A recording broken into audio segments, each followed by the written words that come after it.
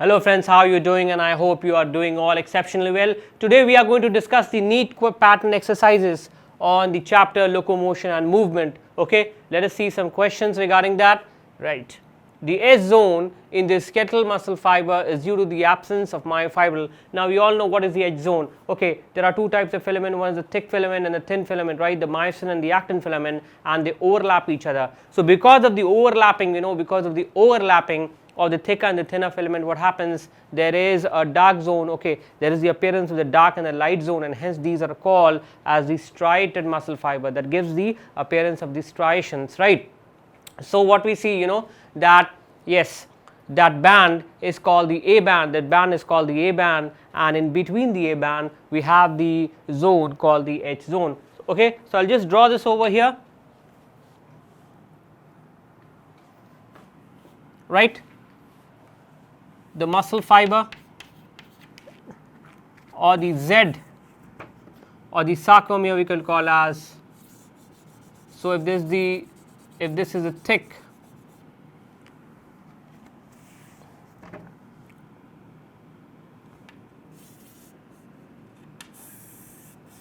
right,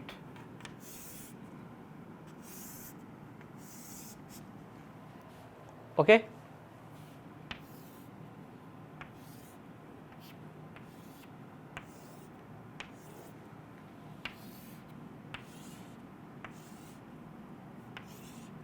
right,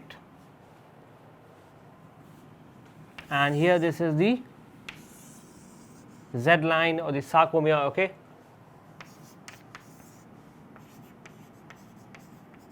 this is the sarcomere,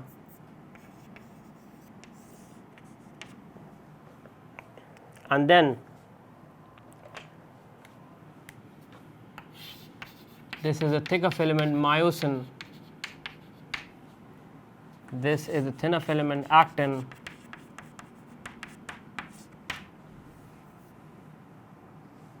You can see, both these, right? That is the thicker and thinner are overlapping here, and hence this is called as the A band. And this region over here,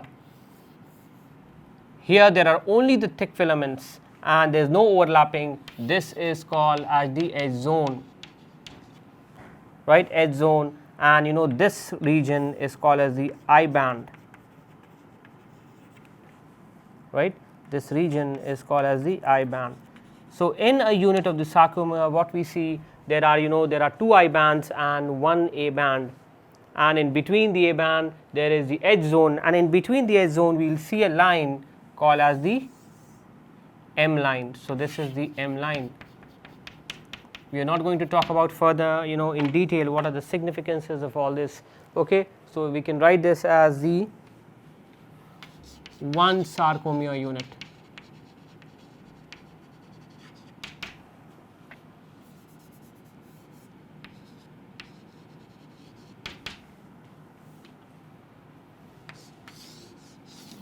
Okay, one sarcomere unit.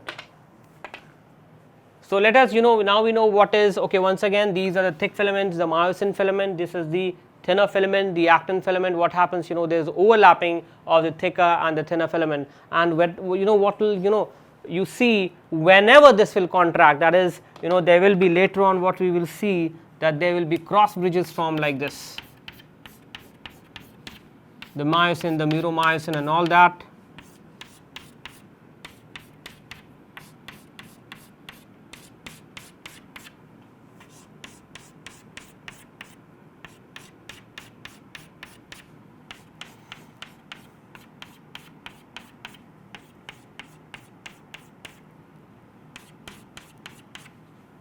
Right. So what will happen, this will contract and this will go inside, right? So what we will see, so this band will, shorten, and even, when this will go inside, the H zone will also shorten. So whenever there is contraction, whenever there is, going in of the filaments, what happens, the I band will shorten and the H zone will shorten, but this thick filament, the myosin, okay, this will not at all shorten. Okay, I mean this will be stay like this. Actually, even the thinner filaments are not shortening, only the zone are getting less. That is the I zone, that is the thinner, this is the lighter zone, and the edge zone, these will become less. Okay, so in the light of this, what we will see, the edge zone in the skeletal muscle, that is this zone, is due to the absence of myofibril in the central portion of the A band. The absence, okay, myofibril, no, the central gap between the myosin filaments in the A band, right? No, the central gap between the actin filaments, okay, extending through the myosin filaments in the A band. So this will be the right answer, right? That the myoid edge zone in the skeletal muscle fiber is due to the central gap between the actin filaments extending through the myosin filament in the A band. Now we will move on to the next question.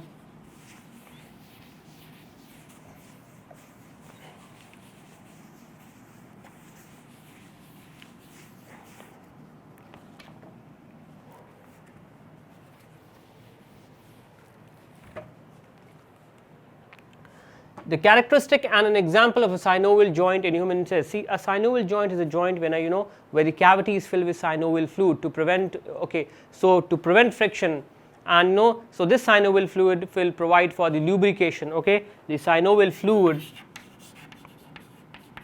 is providing for what? This is providing for the lubrication. Is providing for lubrication, right? So the synovial fluid will be providing for lubrication, and hence we will see, right, which is the one. Fluid cartilage between the two bones, limited movements, knee joint. Fluid between the two joints provides cushions, skull bones.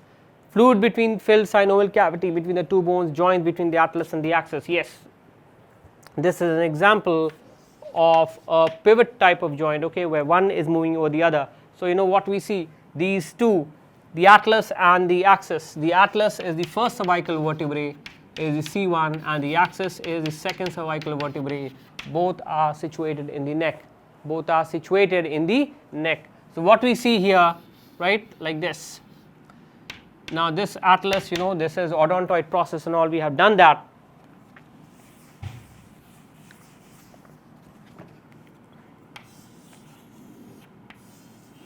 Okay, so the upper, and that is why the atlas is the first cervical vertebrae in the neck region over here, axis is the one below it, and the atlas rotates on the axis like this, and that is why we are able to move the head like this. Had it not been a pivotal joint, our movement of the head in so many directions would not have been possible, and this pivotal joint is a synovial joint, right? That is, there is synovial fluid which prevents lubrication and helps in the movement of the neck.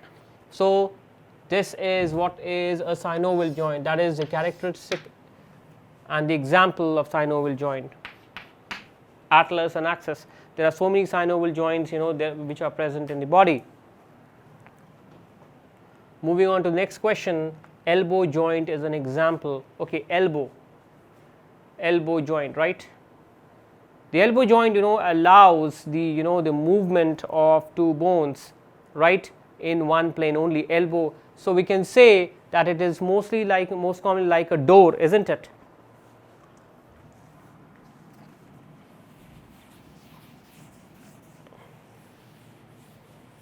Right. So if we take this as a door,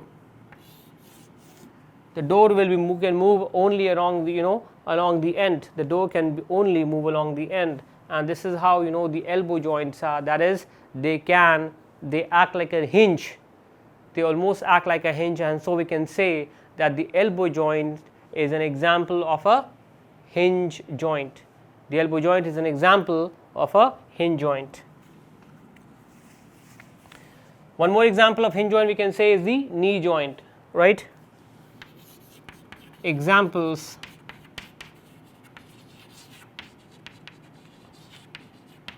of hinge joint.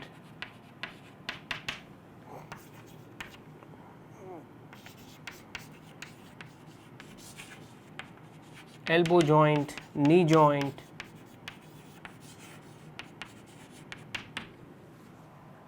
right? these can only move in one direction. These can only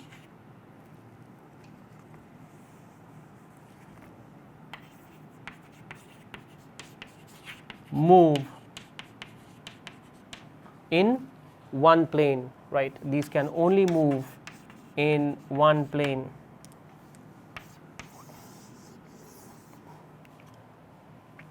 Right. So the hinge joints can move only in one plane. Right.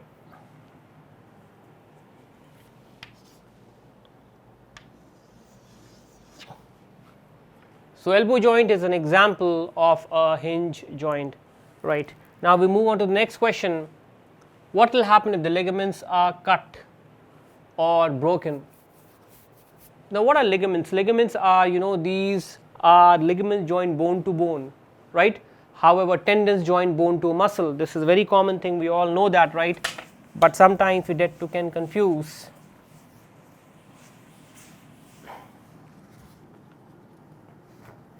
So we can write this as ligaments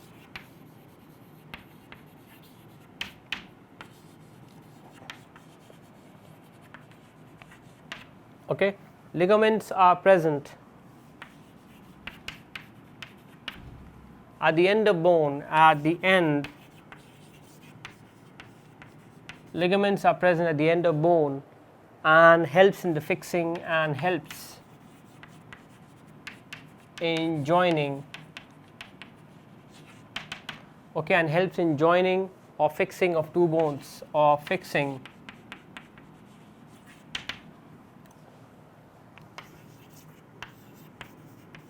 of two bones, right. So ligaments are present at the end of bone and helps in joining or fixing of two bones. Similarly, what do we see of tendons? Tendons connect, tendons help in the connection, okay, of muscle to a bone, of muscle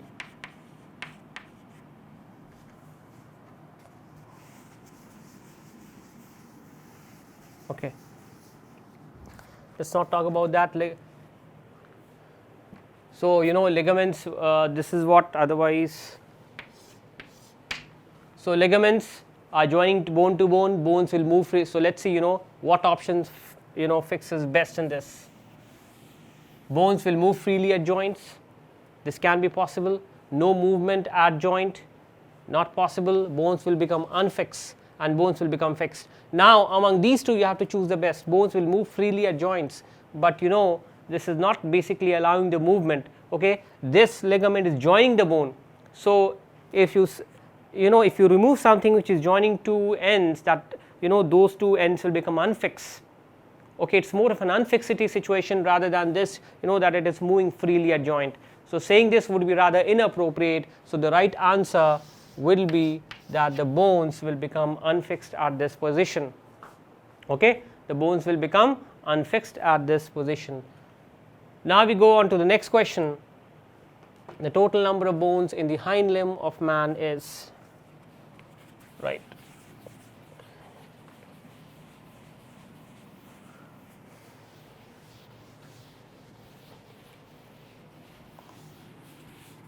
Now let us see the hind limb, the number of bones in the hind limb. Number of bones in hind limb, right. First of all, you can talk about femur, which is 1, tibia and fibula, tibia and fibula, which are 1 in number, that makes it 2. Then we can talk about the third one, that is the patella, which is the kneecap, okay. This is 1. Then we can talk about the tarsal, which is 7. metatarsal, which is 5, and then phalanges, which is 14. So how much does it come out to be? 2 plus 1 3, 4, 7 4 11, 11, okay, one second, 2 plus 3 4, 4 plus 7 11, 11 and 5, how much? 16, 16 plus 4 30. So you know this comes out to be 30 bones. Is the option 30 there over there? Okay, right. So 14, 24, 21, and hence the answer will be 30 bones. So the total number of bones in the hind limb of man will be 30, right. The lower jaw in mammals is made up of, I think this should be simple, dentary bone. I don't think there exists a bone called as a dentary bone, okay.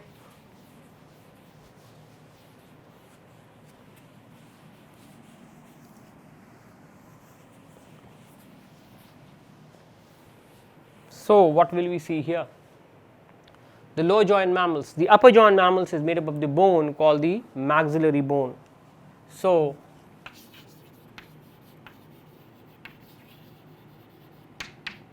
upper jaw in mammals, or rather than we will just be more specific, upper jaw in humans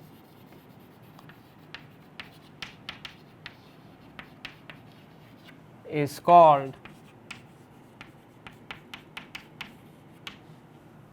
as maxilla, right, and lower jaw in humans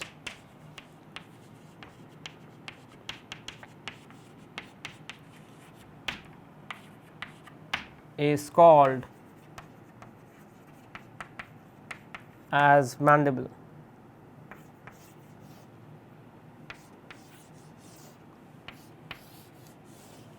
So the upper jaw in humans is called as the maxilla, and the lower jaw in humans is called as the mandible. In both the maxilla, so this is the maxilla, the mandible. In both the maxilla and the mandible, we see there are sockets in which the teeth are embedded, and that's why we know when we do like this, the teeth become in occlusion. Okay, I have already told you, there are many parts of the mandible.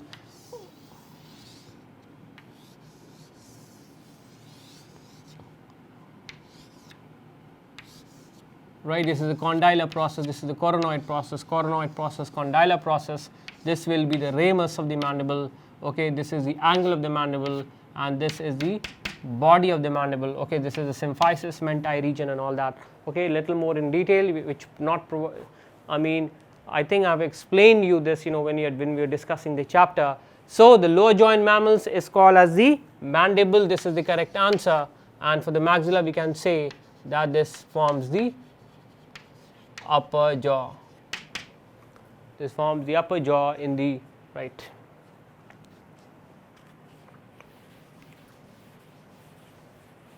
Right.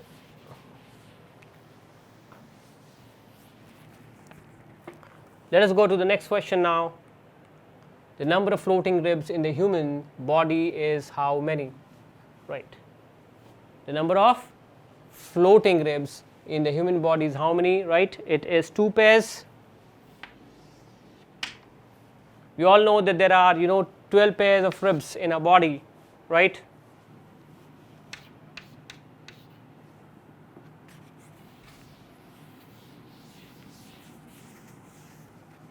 This is 7th question.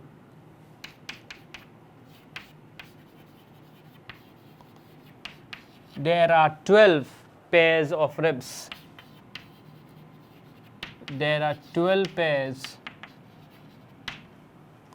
of ribs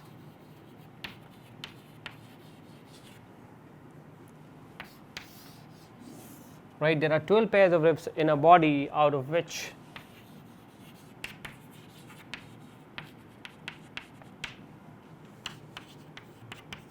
first 7 are true ribs.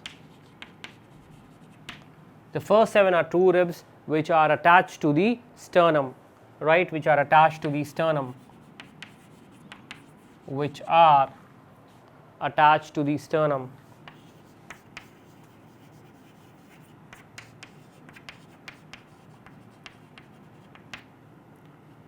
Right. The next three, that is the 8th, 9th and 10th ribs, 8th, 9th and 10th ribs, they are the false ribs, right? They are the false ribs. Okay, so 8th, 9th and 10th, they are the false rib, they are attached by cartilage to the sternum, and the 11th and 12th, okay, so attached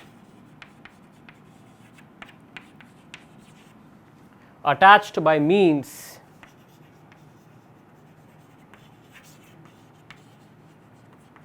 of a cartilage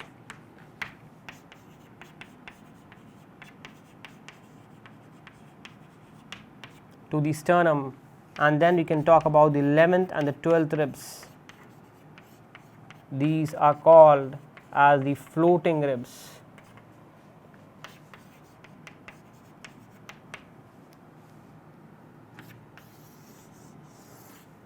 Eleventh and 12th.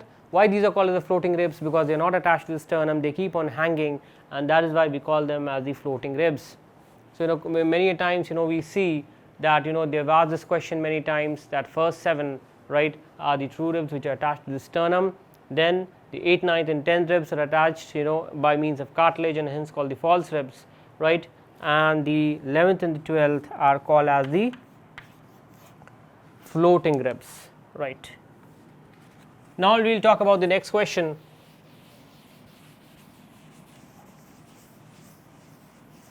I hope you are following this stuff.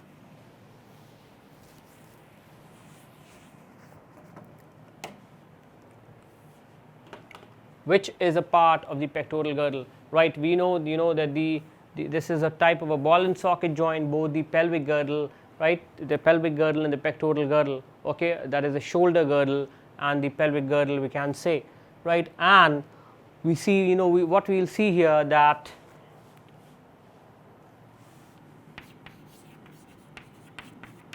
the pectoral girdle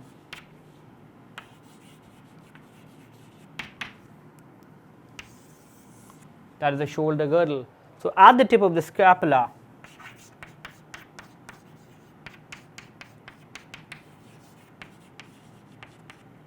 at the tip of the scapula, okay, and the coracoid process, at the tip of the scapula and the coracoid process,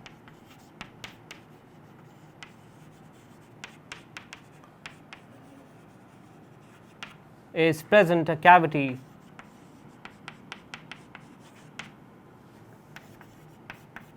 called the glenoid cavity, right, called the glenoid cavity, into which will fit the head of the humerus, into which will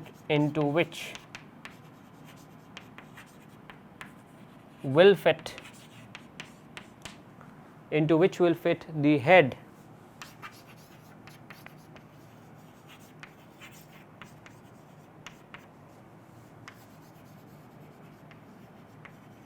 of the humerus.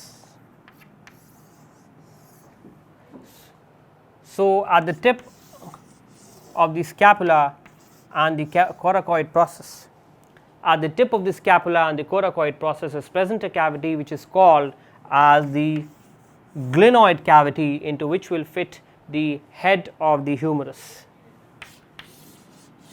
right. And this is the pectoral girdle, and this is the pectoral girdle, and hence the part of the pectoral girdle is the glenoid cavity. The part of the pectoral girdle is the glenoid cavity, right. Now we will talk about, okay, so both these, that is the pectoral girdle and the pelvic girdle, are a type of the ball and socket joint.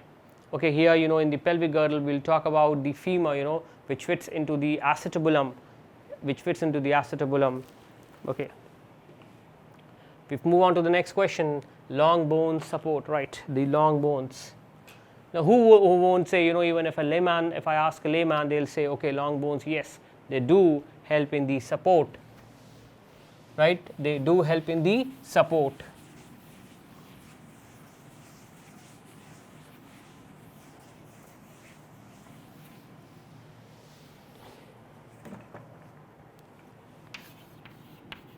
So we can say the long bones, right,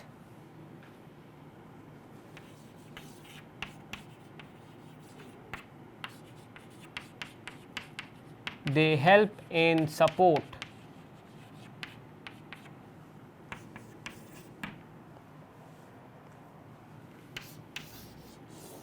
and are also responsible, for the formation of the leukocyte, for the formation of the leukocyte and the erythrocytes in the bone marrow, right? And that's what we said, they are formed. These are the site for erythropoiesis and leukopoiesis in the marrow of the long bones. So these are site of erythropoiesis.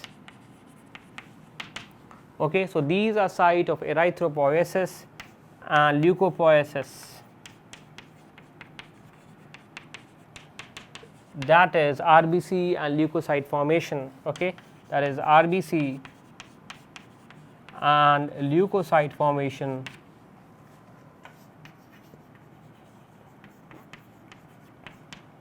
That is RBC and leukocyte formation in the marrow of these long bones. In the marrow. So they help in the support, and these are site of erythropoiesis and leukopoiesis, that is RBC and leukocyte formation. Okay, RBC and leukocyte formation in the marrow of these long bones. So long bone support and support, this is partly right. Support erythrocyte and leukocyte synthesis, this is absolutely fantastic. Support and erythrocyte synthesis, again partly right, and erythrocyte formation partly right. So no one is wrong actually, none of the options is wrong, but we say that yes, this is not at all wrong, you can say it, these are not wrong, completely wrong, but this is absolutely not wrong, completely perfect. Okay, so next question we will talk about, let's move on to the next question, intercostal muscles. Yes, external and internal intercostal muscle we talked about in expiration, inspiration, expiration. When we talked about the breathing and exchange of gases, these play a very important role. We talked about that yes, the diaphragm and the external intercostal muscles play a very important role in inspiration that increases the thoracic cavity.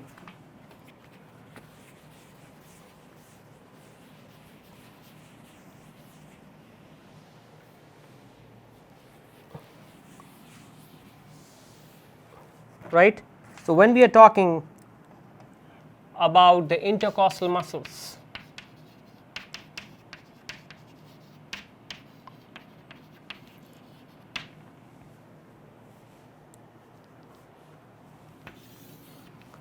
so these muscles occur in the ribs, these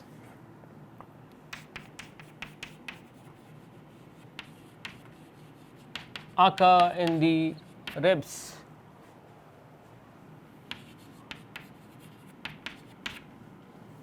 And along with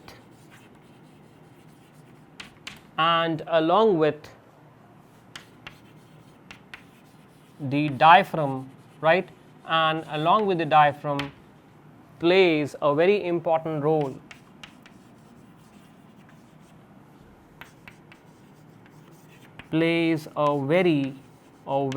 important role in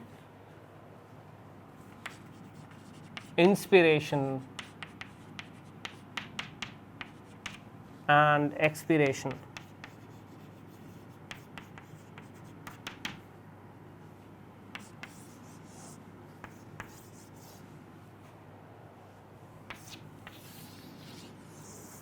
Right. So these occur in the ribs and play a very important role in the inspiration and expiration. So what do we see in inspiration? What happens? There is the diaphragm moves up and there is the contraction of these external intercostal muscles. Okay, so these intercostal muscles are of two types, we know that, external and internal.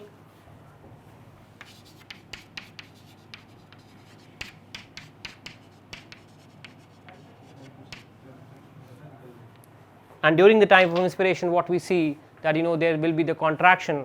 Okay, during the time of inspiration there will be the contraction of these external intercostal muscles, and also what will happen, the diaphragm will be moving up, right? Sorry, there will be the flattening of the diaphragm. I'm absolutely sorry, what the diaphragm will flatten, the external intercostal muscles will move out.